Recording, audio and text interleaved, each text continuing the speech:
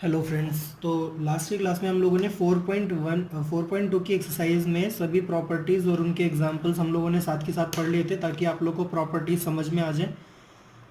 तो अगर आप लोगों ने 4.2 की एक्सरसाइज के कुछ क्वेश्चंस ट्राई आउट किए होंगे तो मैं आज ट्यूटोरियल क्लास में सभी क्वेश्चंस करवाने वाला हूँ। तो अगर आपकी कोई भी प्रॉब्लम में होती है 4.2 के क्वेश्चन में, कोई भी क्वेश्चन प्रॉब्लम में होता है तो आप लोग आज के लेक्चर में वो देखकर उसको समझ सकते हो।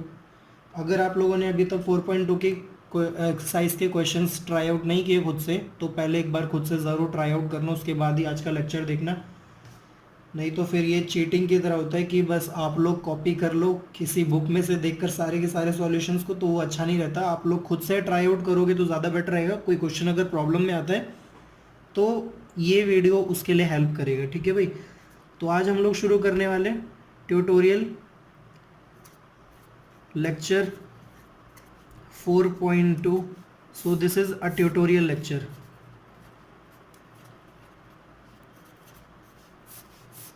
so ट्यूटोरियल क्लास में हम लोग जो क्वेश्चंस पढ़ने वाले 4.2 में, टोटल हमारे पास 16 क्वेश्चन है 4.2 में। मैं दिखा देता हूं आप लोगों को। 4.2 में कुछ दो क्वेश्चन तो हम लोग लास्ट की क्लास में ही कर चुके हैं, बाकी क्वेश्चंस हम लोग करेंगे। 16 क्वेश्चंस टोटल दे रखे हैं और टाइम की शॉर्टेज की वजह से मैं 16 के 16 क्वेश्चन ही करवाऊंगा। दो क्वेश्चन हम लोग ऑलरेडी लास्ट वीडियो में, लास्ट लेक्चर क्लास में देख चुके हैं, तो मैं सिर्फ 14 क्वेश्चन ही करवाऊंगा। जो क्वेश्चन मैं करवा चुका हूँ वो वाले दोबारा से नहीं करवाऊंगा। इस वाले एक्सरसाइज से एग्जाम में क्वेश्चन ज़रूर आता है। या तो ये जिस तरह की प्रॉपर्टीज़ वाले क्वेश्चन है ना, लेफ्ट हैंड साइड में दे रखा है, राइट हैंड साइड में कोई नंबर है, हमें प्रूव करना है this is equal to this using properties of determinant. तो इस तरह के क्वेश्चन एग्जाम में ज़रूर आते हैं। अगर आप लोग एक्सरसाइज में ना देखो तो मिसलेनियस में भी इस तरह के कुछ क्वेश्चंस भरे हुए हैं, तो इस तरह के क्वेश्चंस आ सकते हैं। मैं ये नहीं बोल रहा एक्सरसाइज से ही आएंगे, एग्जाम इसके मिसलेनियस से भी आ सकते हैं, लेकिन जो क्वेश्चन होते हैं वो यही होते हैं, prove that this determinant is equal to this using properties of determinant. आपको प्रॉपर्टीज को यूज़ करके प्रूव करना होता है। तो भाई ये वाले क्वेश्चन बहुत ही ज़्यादा इंपॉर्टेंट होते हैं और बुक में ना क्वेश्चंस की कमी है। आप लोगों को क्वेश्चंस बहुत सारे करने चाहिए, तभी आप लोगों को प्रॉपर्टीज़ के क्वेश्चंस अच्छे से आपकी पकड़ में आएंगे। तो उसके लिए आप लोगों को अदर बुक्स उठाने की ज़रूरत पड़ सकती है। अब अदर बुक्स में मैंने आपको पहले ही बता रखा है कि जो सपोर्टिंग मटेरियल जो गवर्नमेंट ने प्रोवाइड करवा रखा है स्टूडेंट्स को, सबसे ज़्यादा बेस्ट है। एनसीईआरटी के बाद सबसे बेस्ट बुक जो होती है वो है सपोर्टिंग मटेरियल। आप लोग सपोर्टिंग मटेरियल अच्छे से ख़त्म कर लेना। उसके बाद अगर आपका कोई मन करता है तो आप कोई भी अपने मन से बुक ले सकते हो जिसमें ज़्यादा से ज़्यादा क्वेश्चंस हो। तो आपको क्वेश्चंस में अच्छे से पकड़ बनानी है। ज़्यादा क्वेश्चंस करने से क्या होगा, आपकी प्रैक्टिस होगी, आपकी रिविजन होगी, आपकी जो लिखने की जो स्पीड है वो स्पीड बढ़ जाएगी। तो जो 3 घंटे का पेपर होता है आप 2 घंटे में भी ट्राई आउट कर पाओगे। पूरा का पूरा पेपर आप लोग 2 घंटे में भी फिनिश कर पाओगे। तो ये कब होगा, जब आप लोग अच्छे से प्रैक्टिस करोगे, आपकी स्पीड बढ़ेगी, आपकी नॉलेज बढ़ेगी। आपको क्वेश्चन ज़्यादा से ज़्यादा कब समझ में आएंगे, जब ज़्यादा से ज़्यादा क्वेश्चंस करोगे। ठीक है भाई। तो मैं 4.2 की एक्सरसाइज के क्वेश्चन शुरू करवाने वाला हूँ। एग्जाम्पल्स भी आप लोग ट्राई आउट ज़रूर कर सकते हो। अगर आपकी कोई भी क्वेश्चन में प्रॉब्लम होता है, जो क्वेश्चन आपको समझ में नहीं आते हैं, तो मैंने डिस्क्रिप्शन में एक फेसबुक ग्रुप का लिंक दे रखा है। आप लोग उस ग्रुप में क्वेश्चंस की फ़ोटो खींचकर उसमें सेंड कर सकते हो। मैं ज़रूर उस क्वेश्चन को सॉल्व करके आपको ज़रूर समझा दूंगा। तो क्वेश्चन नंबर 1 से देखते हैं। क्वेश्चन नंबर 1 बोल रहा है कि this determinant is equal to this determinant and हमें प्रूव करना है using properties of determinant and without expanding in exercise 1 to 5 prove that this determinant is equal to this. Okay, तो हमें एक्सपेंड नहीं करना, हमें प्रॉपर्टीज को यूज करके ये डिटर्मिनेंट इसके इक्वल प्रूव करना है। सो क्वेश्चन नंबर 1 में आ जाता है और क्वेश्चन नंबर 1 में हमें प्रूव करना है कि क्वेश्चन नंबर 1 में हमें प्रूव करना है to prove x Y z a b and c, यहाँ पर x plus a, y plus b and z plus c, और हमें प्रूव करना है 0 और हमें प्रॉपर्टीज़ को यूज़ करना है। तो टोटल 6 प्रॉपर्टीज़ हम लोगों ने पढ़ी थी। आप लोग रिवाइज करने के लिए लास्ट वाला वीडियो देख सकते हो। मैं दोबारा रिवाइज नहीं करूँगा बिकॉज हमारे पास शॉर्टेज की टाइम की शॉर्टेज है। अगर मैं आज की क्लास में रिवाइज भी कराऊंगा तो ये वीडियो बहुत ज़्यादा बड़ा हो जाएगा। हमारे पास बहुत सारे क्वेश्चन हैं तो मैं डायरेक्टली सॉल्व करवाने वाला हूँ। तो अगर मैं तीसरे वाले कॉलम को ध्यान से देखूँ तो तीसरे वाले कॉलम में एक्स वाई एंड जेड है, एक्स वाई जेड पहले कॉलम में भी आ रहा है एंड ए बी सी भी आ रहा है और वो दूसरे कॉलम में आ रहा है। तो अगर मैं तीसरे कॉलम को सेपरेट कर दूं तो मेरे पास पहले वाला कॉलम और दूसरे वाले कॉलम वाले सारे एलिमेंट्स आ जाएंगे। तो लेफ्ट हैंड साइड ले लेंगे भाई। लेफ्ट हैंड साइड जो साइड हम लोग ले रहे हैं उसको सबसे पहले हम लोग एज इट इज रखते हैं। तो मैं एज इट इज नहीं रख रहा हूँ, आप लोग सबसे पहले एज इट इज रखना। स्टेप मार्किंग होती है एग्जाम में, अगर आप लोग शॉर्टकट लोगे तो आपके मार्क्स कट जाएंगे। तो आपको हर एक स्टेप को अच्छे से दिखाना पड़ेगा। तो आप लोग जो भी प्रूव करते हो तो left hand side as it is रखते हैं, उसके बाद हम लोग जो करना चाहते हैं वो करते हैं। तो सबसे पहले आप लोग ये साइड एज इट इज रख देना, ठीक है भाई। तो मैं एज इट इज नहीं रख रहा हूँ, मैं डायरेक्टली कर रहा हूँ। तो मैं तीसरे वाले कॉलम को सेपरेट कर रहा हूँ, सेपरेटिंग कॉलम 3 या इन शॉर्ट सेपरेटिंग C3। तो मैं C3 को सेपरेट कर रहा हूँ। तो इसका मतलब क्या होगा, मेरे पास दो डिटर्मिनेंट आ जाएंगे यहाँ पर। तो पहले डिटर्मिनेंट में और दूसरे डिटर्मिनेंट में जो एज इट इज रहने वाला है वो है column number 1 and column number 2, क्योंकि हम लोग सिर्फ C3 को सेपरेट कर रहे हैं ना भाई। तो C1 and C2 as it is रह जाएगा। तो C1 है एक्स वाई जेड यहाँ पर भी है, और ए बी सी यहाँ पर भी, और ए बी सी यहाँ पर भी, वो एज इट इज रह जाएगा। अब C3 को सेपरेट करें तो C3 में आ रहा है एक्स वाई जेड, तो मैं एक्स वाई जेड को यहाँ ले लेता हूँ और ए बी सी को मैं यहाँ ले लेता हूँ। अब आप लोगों ने एक और प्रॉपर्टी पढ़ी थी कि इफ एनी टू रोज और any two columns are identical then determinant value of determinant is equal to 0, right. तो यहाँ पर दो कॉलम जो है, column number 1 and column number 2 जो है वो दोनों के दोनों आइडेंटिकल आ गए हैं, बिल्कुल सेम है। एंड इसी तरह से यहाँ पर ये दोनों कॉलम सेम है, तो इस डिटर्मिनेंट की वैल्यू भी 0 हो जाएगी और इस डिटर्मिनेंट की वैल्यू भी 0 हो जाएगी। एंड ये आ जाएगा हमारे पास 0 and this is equal to right hand side. तो अगर मैं एक्सपेंड करता तो ये क्वेश्चन कितना ज़्यादा लेंथी हो जाता है, आप लोग समझ सकते हो। तो प्रॉपर्टीज़ को यूज़ करके ये 2-3 लाइनों में प्रूव हो जाते हैं। तो आप लोग को कौन सी प्रॉपर्टी लगानी चाहिए, ये बात आप लोग को तब समझ में आएगी जब ज़्यादा से ज़्यादा क्वेश्चन आप लोग ट्राई आउट करोगे। तो जितने ज़्यादा हो सके उतने ज़्यादा क्वेश्चन ट्राई आउट करो, आपकी पकड़ बनेगी, इन प्रॉपर्टीज़ को समझने में आपकी उतनी ज़्यादा हैबिट हो जाएगी, ठीक है भाई। सो क्वेश्चन नंबर 2 तो मैं लास्ट क्लास में करवा चुका हूँ आप लोग को, तो मैं दोबारा नहीं करवा रहा हूँ, मैं डायरेक्टली क्वेश्चन नंबर 3 में आ जाता हूँ। सो क्वेश्चन नंबर 3 में हमें प्रूव करना है कि 2, 3, 5, 7, 8 and 9, 65, 75 and 86 is equal to 0, ये हमें प्रूव करना है, और वो भी प्रॉपर्टीज को यूज करके। तो आप लोग देख सकते हो कॉलम नंबर 1 में ना 1 डिजिट के हैं, कॉलम नंबर 2 में भी 1 डिजिट के हैं, लेकिन यहाँ पर जो है 2 डिजिट के नंबर्स हैं। तो कहीं ना कहीं मैं इस वाले कॉलम में मुझे कुछ ना कुछ लॉजिक ढूंढना चाहिए, और लॉजिक बोलता है कि मैं 65 को सेपरेट कर पाऊंगा। 65 को हम लोग 2 नंबर्स के सम के रूप में लिख सकते हैं, और वो नंबर्स क्या हो सकते हैं। अच्छा, मैं यहाँ पर जो यूज़ करने वाला हूँ ये मेरी प्रैक्टिस, इस वजह से मैं डायरेक्टली देखकर बता पा रहा हूँ। आप लोग की प्रैक्टिस शुरुआत में नहीं है, तो आपको थोड़ा सा समझना पड़ता है, दिमाग लगाना पड़ता है। जैसे जैसे आप लोग क्वेश्चन ज़्यादा करते चले जाओगे आपको भी समझ में आता चला जाएगा। तो 65 को मैं लिख सकता हूँ 7 × 9 + 2, तो 7 × 9 63 होता है। 63 में अगर मैं 2 जोड़ दूंगा तो मेरे पास 65 आ जाएगा, ठीक है भाई। एंड इसी तरह से 75 को भी मैं लिख सकता हूँ 8 × 9 72, और उसमें अगर मैं 3 जोड़ दूँ तो मेरे को 75 मिल जाएगा।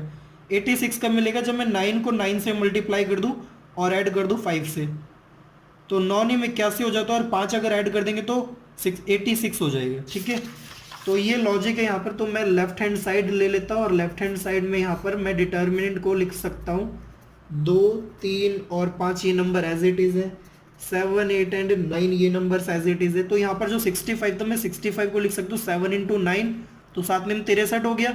63 में अगर 2 जोड़ देंगे तो 65 बन जाएगा, तो 65 की जगह मैं ये लिख सकता हूँ। एंड इसी तरह से मैं 8 × 9 72 लिख सकता हूँ, तो 72 में अगर मैं 3 जोड़ दूंगा तो मेरे को मिल जाएगा 75, ओके। एंड 86 था यहाँ पर, तो 86 को ऐसे लिख सकते हैं 9 × 9 + 5। तो लॉजिक क्या है, ये वाला जो कॉलम है ना इसमें 9 मैंने मल्टीप्लाई कर दिया और ऐड कर दिए ये वाले नंबर्स, तो मेरे को ये वाले नंबर मिल गए। अब फिर से प्लस आ गया, तो मैं डिटर्मिनेंट को सेपरेट कर सकता हूँ। याद रहे हम लोग एक बार में एक रो या फिर एक कॉलम को ही सेपरेट करते हैं, एक बार में हम 2 रो को या 2 कॉलम को सेपरेट नहीं करते, किसी एक रो को ही सेपरेट कर पाएंगे। और जो रो सेपरेट होगी बाकी की रो एज इट इज रह जाती है। तो यहाँ पर एज इट इज रहेगा 2 3 और 5, यहाँ पर भी 2 3 और 5 एज इट इज रहेगा, यहाँ पर 7 8 और 9 रह जाएगा, 7 8 और 9 यहाँ पर भी रह जाएगा। तो यहाँ पर क्या आएगा भाई 7 इंटू 9, 8 इंटू 9 एंड 9 इंटू 9। तो पहले पहले नंबर जो है मैंने यहाँ पर ले लिए। अब बाकी के जो रिमाइंडर टर्म्स हैं 2 3 और 5 वो मैं यहाँ पर ले लेता हूँ। तो आप देख सकते हो कि इस डिटर्मिनेंट की वैल्यू 0 है, क्योंकि ये पहले कॉलम और थर्ड वाला जो कॉलम है दोनों कॉलम्स आइडेंटिकल आ गए, तो ये 0 हो गया। इस डिटर्मिनेंट में मैं क्या कर सकता हूँ, 9 कॉमन लिया जा सकता है। मैं 9 कॉमन ले सकता हूँ क्योंकि इस कॉलम में हर एक एलिमेंट के पास 9 मल्टीप्लाई हो रहा है ना, तो मैं 9 सभी एलिमेंट में से कॉमन ले सकता हूँ। तो हम लोग जैसे मैट्रिक्स में करते थे सभी एलिमेंट्स में से कॉमन आता था, पूरी मैट्रिक्स में से कॉमन आता था। डिटर्मिनेंट में क्या होता है, किसी एक रो में से या फिर किसी कॉलम में से ही एक नंबर कॉमन आता है। तो मैं 9 कॉमन ले लेता हूं, तो मेरे पास आएगा ये वाली रो एज इट इज रहेगी, ये कॉलम है और ये कॉलम एज इट इज रह जाएगा। 2 3 5 7 8 और 9 ये एज इट इज रह जाएगा। यहाँ पर आएगा 7 8 और 9। तो ये डिटर्मिनेंट भी 0 हो जाएगा क्योंकि यहाँ पर C2 एंड C3 क्या है, आइडेंटिकल हो गए। तो 9 इंटू 0 प्लस ये वाला 0, तो ओवरऑल वैल्यू आ जाएगी 0 and this is our right hand side. तो यही हमें प्रूव करना था। तो हमें एक्सपेंड नहीं करना, हमें सिर्फ प्रॉपर्टीज को यूज करना है। क्वेश्चन नंबर 4 तो हम लोग लास्ट क्लास में कर चुके हैं, तो मैं दोबारा नहीं करवाऊंगा। मैं आ जाता हूँ क्वेश्चन नंबर 5 में। तो क्वेश्चन नंबर 5 में थोड़ी भयानक सी शक्ल दे रखी है हमें डिटर्मिनेंट की, लेफ्ट हैंड साइड और राइट हैंड साइड की। तो हमें प्रूव करना है ये वाला डिटर्मिनेंट बराबर होगा ये वाला डिटर्मिनेंट। तो देखने में तो बहुत ज़्यादा खतरनाक लग रहा है, लेकिन करने के बाद बहुत ईजी होता है। आप लोग बस शुरू कर दिया करो क्वेश्चन को करना और सोचा करो कि अब मैं क्या कर सकता हूँ, पहले स्टेप में मैं क्या कर सकता हूँ, और ढूंढा करो उसके अगला स्टेप क्या किया जा सकता है। तो करने करने से ही पूरा क्वेश्चन सॉल्व हो जाता है। तो हमें प्रूव करना है यहाँ पर b plus C, C plus A plus B, Q plus R, R plus P plus Q, Y plus Z plus X plus Y is equal to 2 times A B C P Q R and x Y Z. तो हमें ये prove करना है ये वाला determinant क्या होगा, ये वाला डिटरमिनेंट आएगा। तो भाई ये जो राइट हैंड साइड दिख रही है, राइट हैंड साइड को ध्यान से देखो। राइट हैंड साइड को ध्यान में रखते हुए मैं लेफ्ट हैंड साइड में प्रॉपर्टीज लगाना शुरू करता हूँ। तो राइट हैंड साइड में सबसे पहले मुझे ना एक 2 दिख रहा है, तो ये 2 कब आएगा। अच्छा, मैं यहाँ पर सेपरेट नहीं कर सकता डिटर्मिनेंट को। अगर मैंने डिटर्मिनेंट को सेपरेट किया तो आप लोग जानते हो एक बार में केवल एक रो या फिर एक कॉलम ही सेपरेट होगा, बाकी के कॉलम या बाकी के रो एज इट इज रह जाएंगे। तो एक रो को सेपरेट करके कुछ नहीं होगा भाई, और एक कॉलम को सेपरेट करके भी मुझे कुछ नहीं मिल रहा। अगर आपको ट्राई आउट करना है एक बार खुद से तो आप लोग करके देख सकते हो, आपको पता चल जाएगा। जो मैं बता रहा हूँ ज़रूरी है कि एकमात्र यही रास्ता है इस क्वेश्चन को सॉल्व करने का। एक क्वेश्चन को सॉल्व करने के हज़ारों रास्ते होते हैं, अगर आपका तरीका सही है आपका आंसर ज़रूर आएगा, ये पक्का है। तो थोड़ा लेंथी हो सकता है, थोड़ा लाइन ज़्यादा हो सकती है। मैं 4 लाइन में करा रहा हूँ, आप अपने तरीके से कर रहे हो। ये हो सकता है कि आपको 10-12 लाइनें लग जाए, लेकिन वही आंसर ज़रूर आएगा। आपका तरीका गलत नहीं होगा। आप अगर खुद से अलग अलग रास्तों से सॉल्व करोगे तो आपको सभी रास्तों के बारे में समझ में आएगा। आप लोगों को नई नई इसके टेक्निक समझ में आएंगी कि मैं इस तरह से भी ये क्वेश्चन कर सकता हूँ, उस तरह से भी कर सकता हूँ। ये भी हो सकता है कि आप लोगों को कोई ऐसा बेस्ट वे मिल जाए क्वेश्चन को करने का कि आपका टीचर भी ना जानता हो। ठीक है भाई। तो मैं राइट हैंड साइड को देख रहा हूँ, मेरे को यहाँ पर 2 मिल रहा है। तो 2 कब आ सकता है, जब मैं सभी रो को ऐड कर दूं। तो मेरे पास क्या आएगा भाई, यहाँ पर ए 2 बार आ रहा है तो 2a मिल जाएगा एंड 2b मिल जाएगा एंड 2c भी मिल जाएगा। तो 2a 2b एंड 2c मिल जाएगा मेरे को यहाँ पर भी मेरे को 2p 2q एंड 2r मिल जाएगा। 2x 2y एंड 2z मिल जाएगा अगर मैं सबको ऐड कर दूं तो। और फिर उस 2 को मैं बाहर कॉमन ला सकता हूँ, तो मेरे को ये वाला 2 मिल जाएगा। तो कहीं ना कहीं ये लॉजिक है कि मैं सभी रो को ऐड कर दूं। तो भाई जितने क्वेश्चंस अगर आप लोग सॉल्व करोगे तभी आप लोग को ये सारी चीज़ें समझ में आएंगी। तो मैं यहाँ पर कर रहा हूँ R1 change to R1 plus R2 plus R3। तो मेरे को यहाँ पर मिलेगा 2a plus 2b plus 2c 2p 2q 2r and 2x 2y 2z ये मिल जाएगा। बाकी की रो एज इट इज रह जाएगी, c plus a R plus P and Z plus X, A plus B, P plus Q and x plus Y. अब मैं 2 को common ले सकता हूँ पहली रो में से। सो अगर मैं 2 को कॉमन ले लूँ तो मेरे पास क्या बचेगा भाई, यहाँ पर आएगा a plus b plus c, यहाँ पर आएगा p plus q plus r and यहाँ पर आएगा x plus y plus z. ये एज इट इज रह जाएंगे c plus a, r plus P and Z plus x and a plus B, P plus Q and x plus y. ये as it is आ गए। अब हमें right hand side दोबारा से देखनी है। तो 2 तो भाई कॉमन आ गया है, 2 तो हम लोगों ने कॉमन ले लिया है। अब इसका जो फॉर्म है, इसकी जो शक्ल है, हमें ये वाली बनानी है। तो यहाँ पर ध्यान से देखो, हमें बी चाहिए सेकंड रो के पहले प्लेस पर, फिर क्यू चाहिए एंड वाई चाहिए, बी क्यू एंड वाई चाहिए। तो यहाँ पर सिर्फ बी चाहिए, यहाँ पर सी और ए है। अगर मैं ये पूरा का पूरा एलिमेंट नीचे माइनस कर दूँ तो यहाँ पर बी आएगा, लेकिन माइनस में, कोई बात नहीं, बी तो मिल रहा है ना, माइनस प्लस बाद में देख लेंगे। एंड इसी तरह से ये वाला एलिमेंट यहाँ पर माइनस कर देंगे तो यहाँ पर माइनस का क्यू आ जाएगा, तो क्यू बना सकते हैं, बाद में देखेंगे। एंड ये वाला पूरा एलिमेंट यहाँ पर माइनस कर दे तो यहाँ पर y मिल सकता है। तो कहीं ना कहीं ये मेरे को दिमाग में आ रहा है कि पहली रो को सेकंड रो में माइनस कर देना चाहिए। तो यहाँ पर b आ जाएगा, q आ जाएगा एंड y भी आ जाएगा। इसी तरह से ये वाली रो अगर मैं थर्ड रो में माइनस कर दूँ तो यहाँ पर a और b दोनों कैंसिल हो जाएंगे, c बच जाएगा। माइनस का बचेगा बट कोई बात नहीं, पॉजिटिव बना लेंगे, बाद में c चाहिए, r भी चाहिए। तो r कब आएगा, जब ये वाला एलिमेंट इधर माइनस कर देंगे तो r आ जाएगा।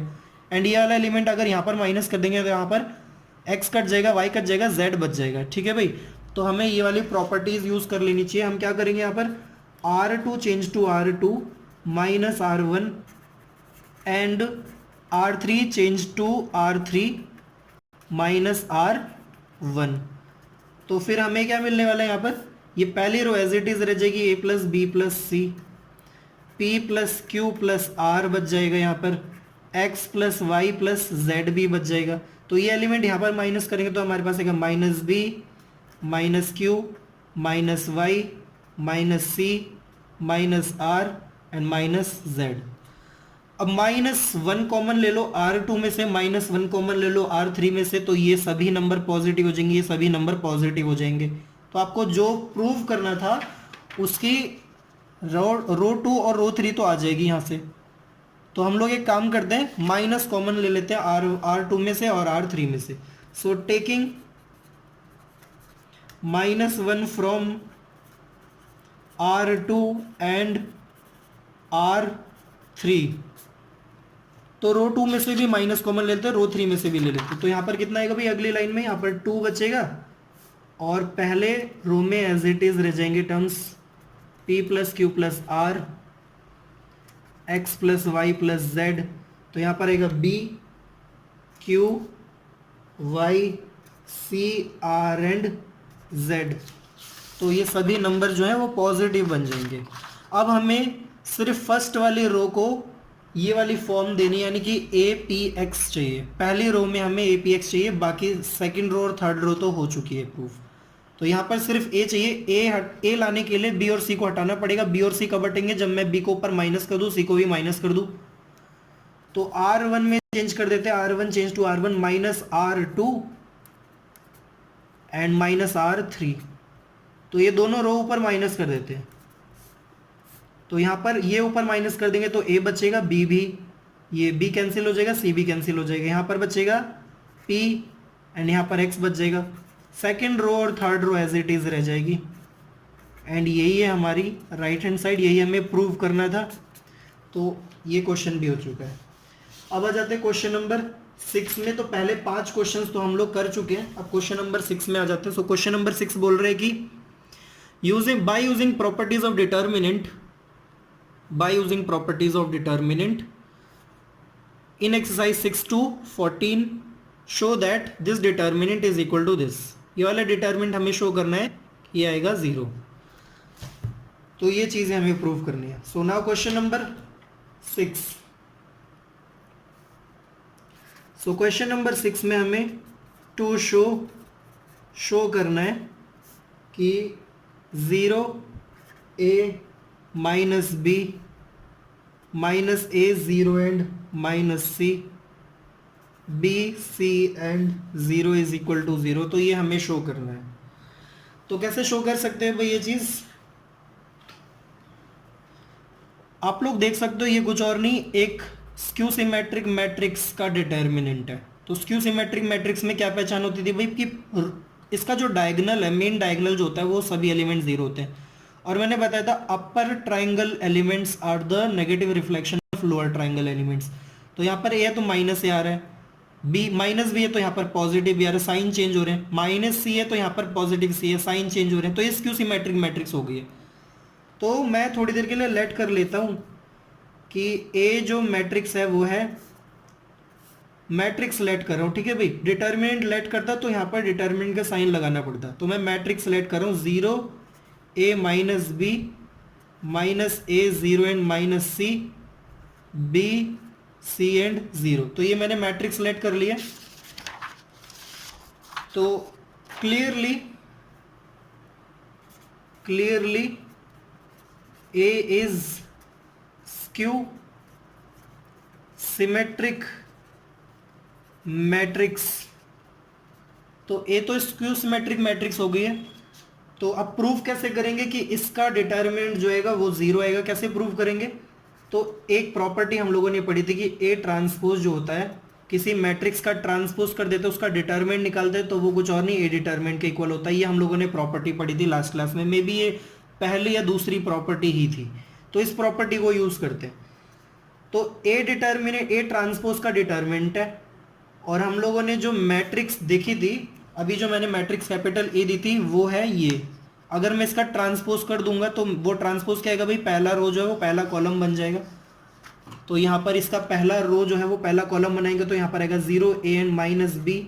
इसी तरह से second row 0 minus a 0 and minus c and b c and 0 बन जाएगा। तो ये हो गया पहले मैट्रिक्स का ट्रांसपोज, राइट। इस मैट्रिक्स का ट्रांसपोज कर दिया और फिर उसका डिटर्मिनेंट भी ले लिया।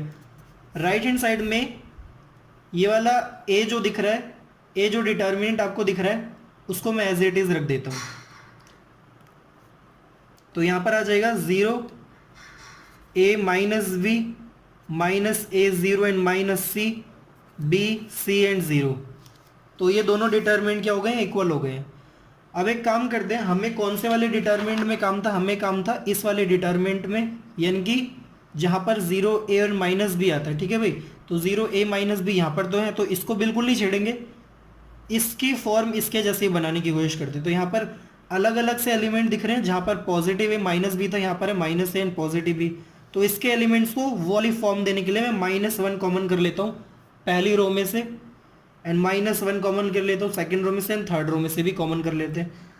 सो -1 कॉमन ले लेंगे पहली रो में से, तो क्या आएगा भाई 0 आएगा, a आएगा, माइनस बी आएगा। सेकेंड रो में से माइनस कॉमन कर लेंगे तो यहाँ पर आएगा minus a 0 and minus c. तो यहाँ पर पावर एक और बढ़ जाएगी, और एक नेगेटिव यहाँ से भी कॉमन कर ले, तो टोटल नेगेटिव कितनी बार आ रहे हैं, 3 बार आ रहे हैं।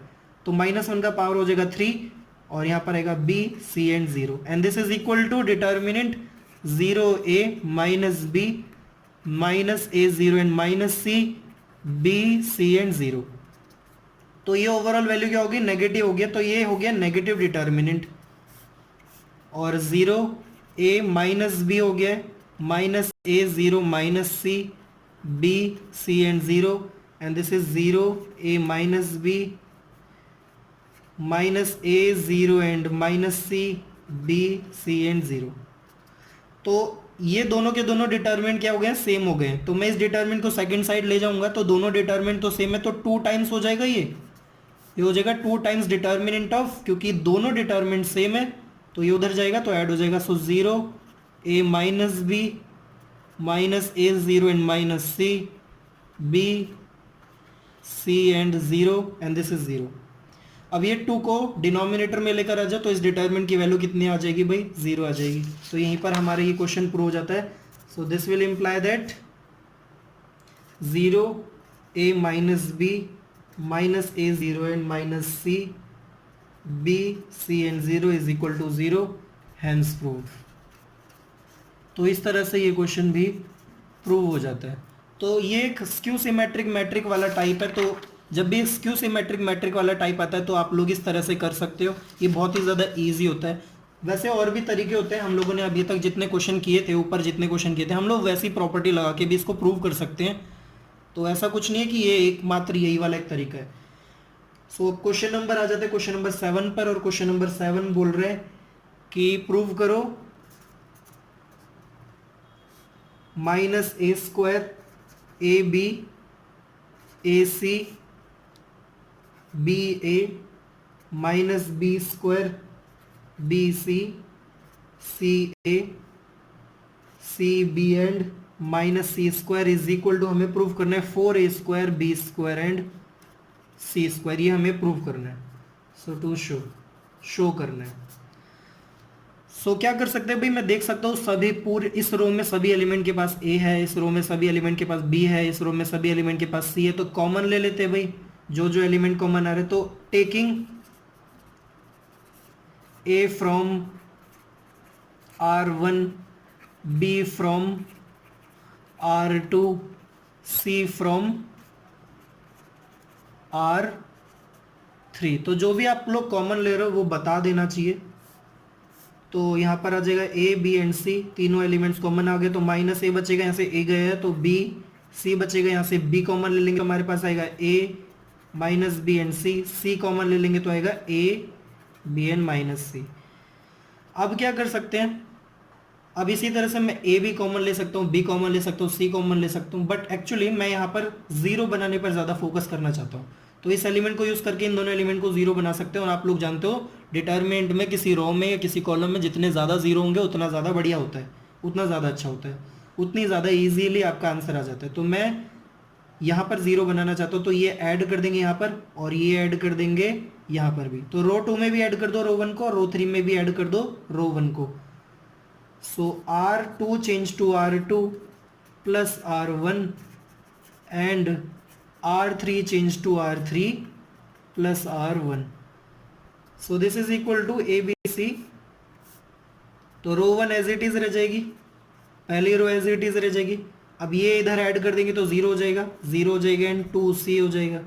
ये वाला एलिमेंट इधर ऐड कर देंगे तो ये हो जाएगा 0 2B एंड 0 हो जाएगा। तो पहले कॉलम में दो एलिमेंट 0 हो चुके हैं। अब यहाँ से एक्सपेंड कर देंगे तो डायरेक्टली हमारे पास आंसर आ जाएगा। नाउ एक्सपेंडिंग, अच्छा दो बार अगर किसी रो या किसी कॉलम में 0 आ जाए ना तो उसके बाद आप लोग एक्सपेंड कर सकते हो प्रॉपर्टीज़ के क्वेश्चंस में। सो एक्सपेंडिंग, और यहाँ पर मेरा कैमरा बंद हो गया था, मैं दोबारा से एक्सप्लेन कर देता हूँ। मैंने यहाँ पर क्या किया, एक्सपेंडिंग अलोंग विथ C1, तो पहली रो के अकॉर्डिंग मैंने क्या किया है, एक्सपेंड कर दिया। तो एक्सपेंड करने के बाद हमें क्या मिलेगा, यहाँ से कौन से टर्म्स मिलने वाले हैं, तो ये a B c as it is रह जाएगा, माइनस एज इट इज रहेगा, ये दोनों एलिमेंट मल्टीप्लाई हो जाएंगे, माइनस कर देंगे इन दोनों का मल्टीप्लीकेशन, क्योंकि एक्सपेंड करें कॉलम 1 से, राइट। तो कॉलम 1 से एक्सपेंड करेंगे तो a B c as it is है, माइनस एज इट इज है 0 - 4b, और ये कुछ और नहीं, पूरा का पूरा टर्म आएगा हमारे पास 4a² b² and c² and this is our right hand side.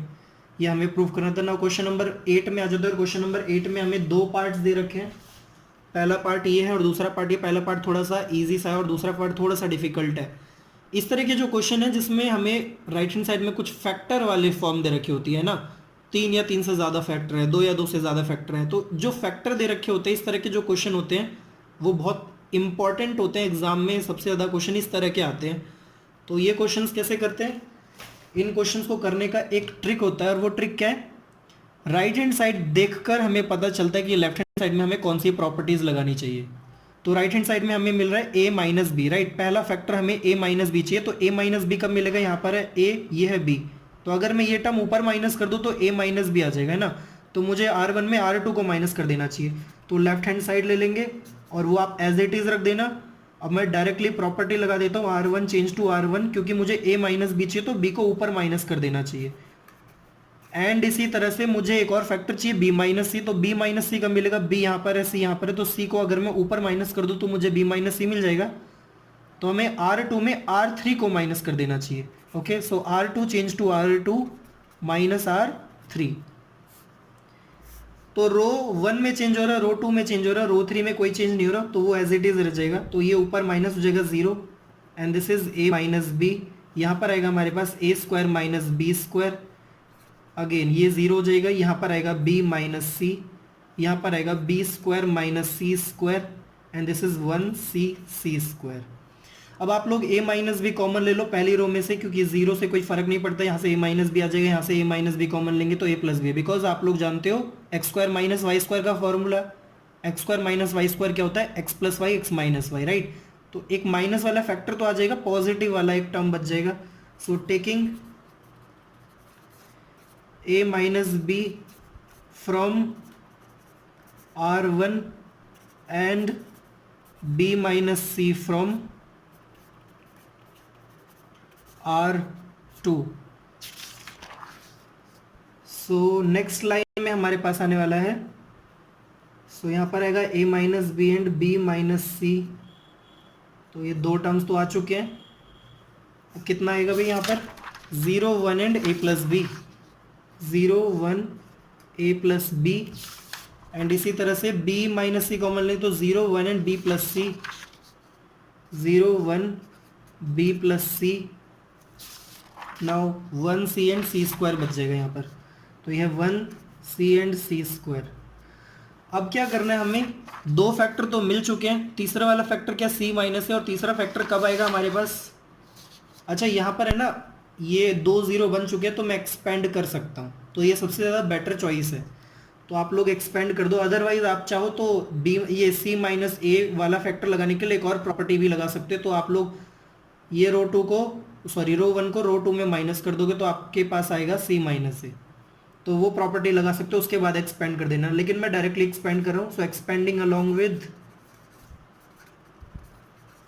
Sorry c1, मैं पहले कॉलम के अबाउट एक्सपेंड कर देता हूँ, तो मेरे पास कितना आएगा a minus b, b minus c into, तो इसका ऑर्डर है 3 1 का, तो पॉजिटिव 1 आएगा, एंड इंटू आएगा यहाँ पर 1 1 a plus b and b plus c. अब इस डिटरमिनेंट को सॉल्व कर देंगे, a minus b as it is है, b minus c as it is है, यहाँ से आएगा b plus c minus a minus b, तो ये दोनों एलिमेंट्स मल्टीपल हो जाते हैं माइनस टाइम्स दिस, तो क्या क्या कैंसिल हो रहे हैं यहाँ पर, b से b कैंसिल हो जाएगा, तो बचेगा क्या a माइनस बी आएगा, b माइनस सी आएगा, एंड इसी तरह से c माइनस से आ जाएगा, and this is your right hand side.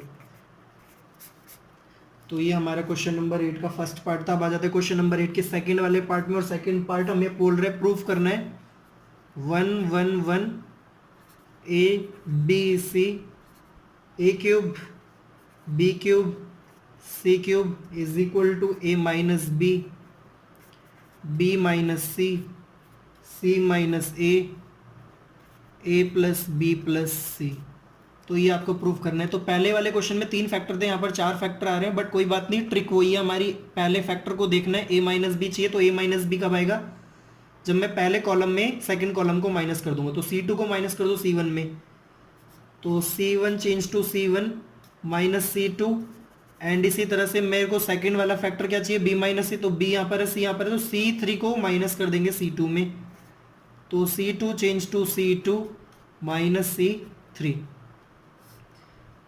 तो अब इस डिटरमिनेंट में क्या होगा, चेंज क्या आएगा यहाँ पर a माइनस बी की जगह, तो पहला वाला जो हम लोगों ने ट्रांसफॉर्मेशन लगाया तो c1 माइनस c2 हो रहा है, तो ये कॉलम इधर माइनस कर देंगे 0, a माइनस बी आ जाएगा, a cube minus b cube आ जाएगा, यहाँ पर आएगा 0 b माइनस सी हो जाएगा, तो यहाँ पर आएगा b क्यूब माइनस सी क्यूब, ये वाला कॉलम एज इट इज़ रह जाएगा, इसमें कोई प्रॉपर्टी नहीं लगाई, कोई ट्रांसफॉर्मेशन नहीं लगाया। तो अब a माइनस बी कॉमन कर सकते हैं पहले कॉलम में से, and b minus c common कर सकते हैं हम लोग दूसरे वाले कॉलम में से। तो इससे रिलेटेड एक फॉर्मूला होता है x cube minus y cube का, मैं दोबारा से एक बार रिकॉल करवा देता हूँ आपको। तो वो फॉर्मूला क्या होता है, x cube minus y cube का होता है x minus y x square plus x y plus y square, right. तो अगर मैं माइनस का एक minus a minus b common कर लूंगा तो ये वाला टर्म गायब हो जाएगा, ये वाला टर्म बच जाएगा, राइट, इस वाले प्लेस पर। So taking a minus b from C1, taking a minus b from C1 and b minus c from C2, second column में से ये टर्म कॉमन ले लेंगे, तो हमारे पास कितना आएगा a minus b and b minus c और रिमेनिंग टर्म्स क्या आएंगे 0 1, a माइनस बी कॉमन ले लिया था हम लोगों ने यहाँ से, तो बचेगा a square plus a b plus b square. ठीक है भाई, so a square plus a b plus b square, and इसी तरह से 0 1 b square plus b c plus c square, यहाँ पर ये वाला कॉलम एज इट इज़ रह जाएगा सी क्यूब। अब क्योंकि 2 0 आ चुके हैं, हम लोग एक्सपेंड कर सकते हैं, तो एक्सपेंड कर देते हैं पहले रो से, एक्सपेंडिंग अलोंग विद R1। तो जब भी 2 0 आ जाए किसी रो या किसी कॉलम में, आप लोग एक्सपेंड कर देना। तो a minus b minus c, और इसका पोजीशन है 1 3, तो 4 आता है सम, तो ये भी एक पॉजिटिव साइन आएगा यहाँ पर 1 इंटू, तो ये रो गया, ये वाला कॉलम गया, तो 1 times this b square minus plus b c plus c square, now minus times this a square minus a b and minus c b square आ जाएगा। अब जो टर्म कैंसिल हो रहे हैं वो कैंसिल कर देते हैं, और जो पावर 2 वाले टर्म है उनको पहले रखेंगे, और जिनके पास पावर 2 नहीं है उनको एक साथ रख लेंगे। तो c square minus a square आ जाएगा, and plus b c minus a b आ जाएगा। अब इन दोनों के फैक्टर कर सकते हैं और यहाँ से बी कॉमन ले सकते हैं, तो ए माइनस बी माइनस सी, सो सी प्लस ए, सी माइनस ए, यहाँ से बी कॉमन ले तो सी माइनस ए आ जाएगा। अब आप लोग देख सकते हो सी माइनस ए जो है वो ओवरऑल ब्रैकेट में बाहर आ जाएगा कॉमन, सो ये होगा a minus b minus c, and ये सी माइनस ए कॉमन लेंगे तो बचेगा हमारे पास ये वाला factor plus b, so this is a plus b plus c, और यही हमारी है राइट हैंड साइड। सो ये हमें प्रूव करना था यहाँ पर। अब आ जाते हैं क्वेश्चन नंबर 9 में, और क्वेश्चन नंबर 9 में एक पार्ट है, सिर्फ एक ही क्वेश्चन है इसका। सो क्वेश्चन नंबर 9 हमें बोल रहे हैं कि प्रूव करो this determinant is equal to this. Again यहाँ पर भी हमें 4 फैक्टर ही देने, बट लॉजिक तो वही है हमारा। हमें क्या करना होता है, पहले 2 फैक्टर देख के पता चलता है कि कौन सी वाली प्रॉपर्टी लगानी चाहिए।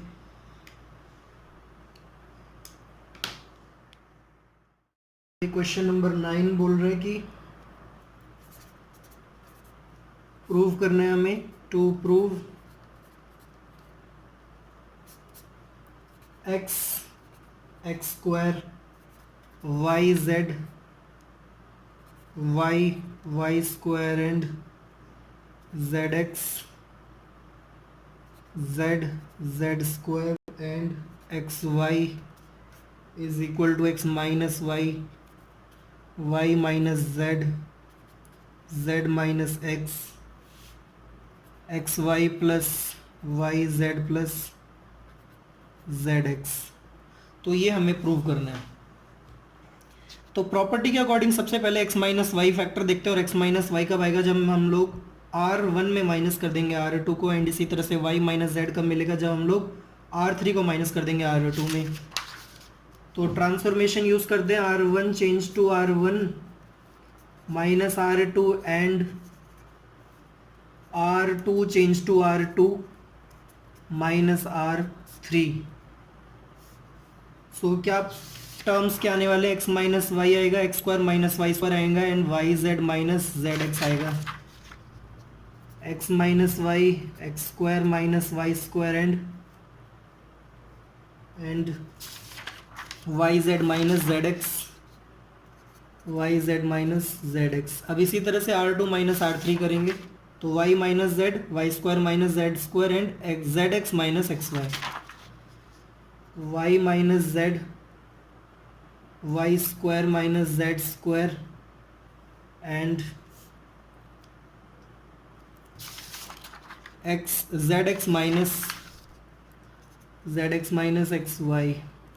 अब R3 एज इट इज रह जाएगा, यहाँ पर R3 क्या है, जेड स्क्वायर है एंड एक्स वाई है। अब आप लोग कॉमन ले लो x minus y from R1, so taking x minus y from R1 and इसी तरह से y माइनस जेड ले सकते हैं हम लोग फ्रॉम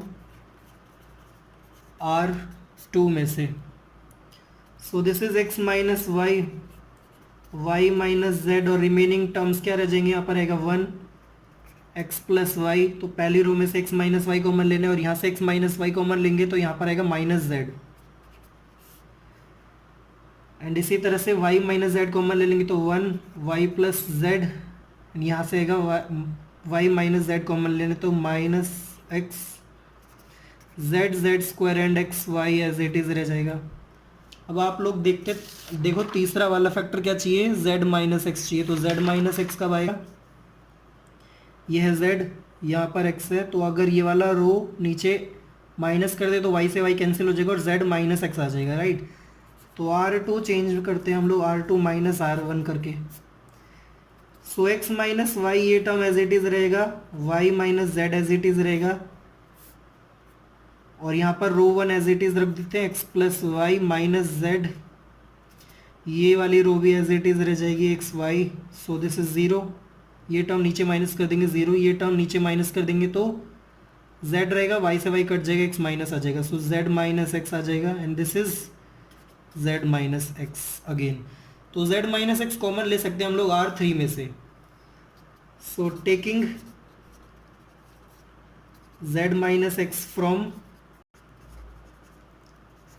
R2, तो सेकेंड रो में से ये कॉमन ले लेते हैं। तो कितना आएगा भाई, यहाँ पर x माइनस वाई था, माइनस जेड था, z माइनस एक्स है। अब रिमेनिंग टर्म्स क्या है, 1 x plus y minus z, 1 x plus y minus z.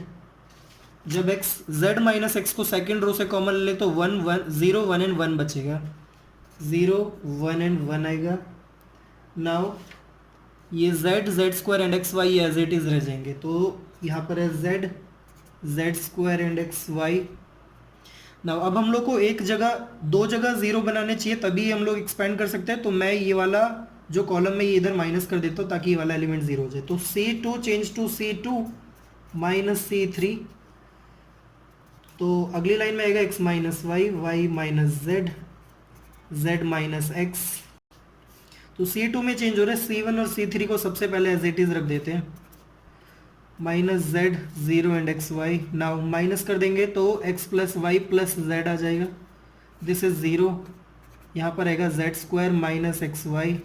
अब एक्सपेंड कर देंगे, अच्छा यहाँ पर 1 है तो एक्सपेंड कर देंगे R2 के about. So expanding along with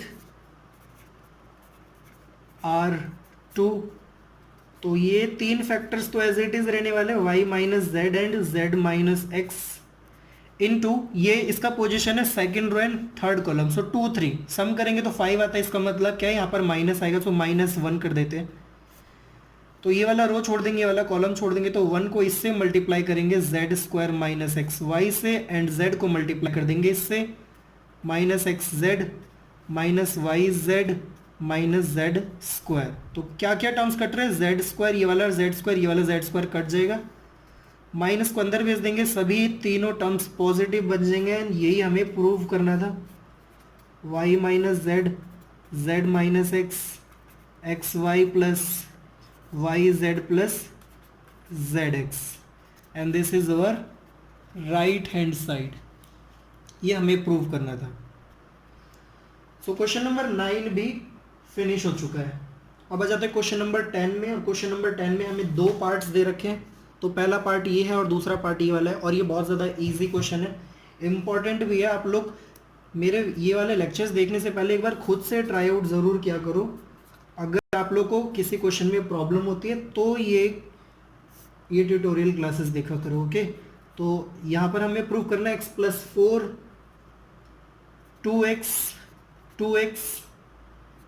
2x and ये भी 2x है, यहाँ पर x प्लस 4 है, 2x एंड x प्लस 4 हमें प्रूव करना है 5x plus 4 into 4 minus x का पावर 2।